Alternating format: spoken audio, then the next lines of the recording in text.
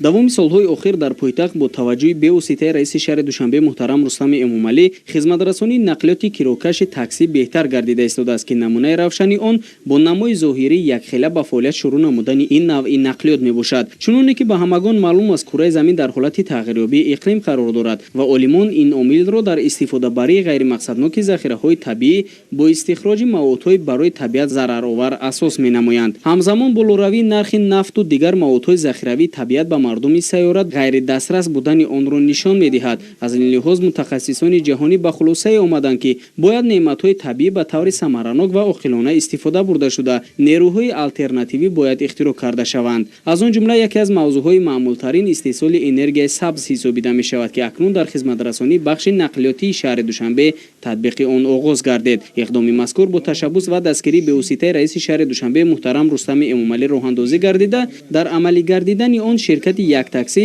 хизматрасонии мусофиркашонии кирояро бо истифода аз воситаҳои нақлиёти барқӣ роҳандозӣ менамояд. иқдоми мазкур барои амалишавии барномаи пешгирифтаи мақомоти иҷрои ҳукумати давлатии шаҳри Душанбе шаҳри сабз ҳамчун механизми ёрирасон ба ҳисоб рафта ҷиҳати дар сатҳи зарурӣ ба роҳ мондани хизматрасонӣ ва аз лиҳози экологӣ тоза нигоҳ доштани ҳавои пойтахт мусоидати фаъол менамояд. дар муаррифии ин лоиҳа муовини раиси шаҳри Душанбе Фирдавс Саидзода иштирок ва суханронӣ намуда ин амалро барои рушди ин бахш муҳим арзёбӣ намуд. ҷои таъкид аст ки нақлиёти электромобили Volkswagen тамғаи Элавида дар ин лоиҳа нахуст ба фаъолият оғоз намуд. нақлиёти мазкур истеҳсоли корхонаи муштараки ҷумҳурии халқии Хитой бо давлати федеративии Олмон ба ҳисоб рафта ширкати Яктаксӣ қарордоди ҳамкориҳои мутаносибро бо ширкати Анхуй Айшангхуй автомобил сервис ба имзо расонидааст.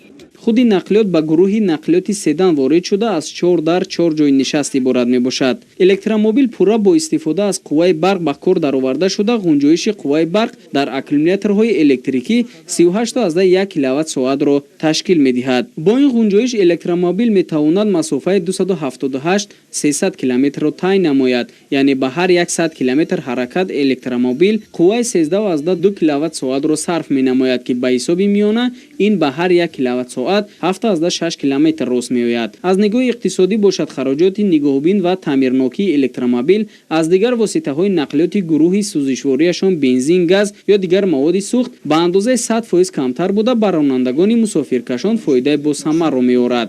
ҷои таъкид аст ки бо дастгирӣ ва ташаббусҳои созандаи раиси шаҳри Душанбе муҳтарам Рустами Эмомалӣ дар ҳама бахшу соҳаҳои хоҷагидорӣ дастоварду пешрафт ба миён омадааст ки он барои боз ҳам беҳтар намудани сифати хизматрасонӣ ва беҳбудии кору фаъолияти сокинони пойтахт заминаи мусоид мегузорад. оянда низ бо татбиқи барномаҳои мушаххас ва тадбирҳои самаровар чунин навгониву тадбирҳои судманд дар дигар соҳаҳои коммуналиву хизматрасонии шаҳри Душанбе амалӣ карда мешавад то ки дар маҷмӯъ пешрафту шукуфоӣ дар шаҳр фароҳам гардад.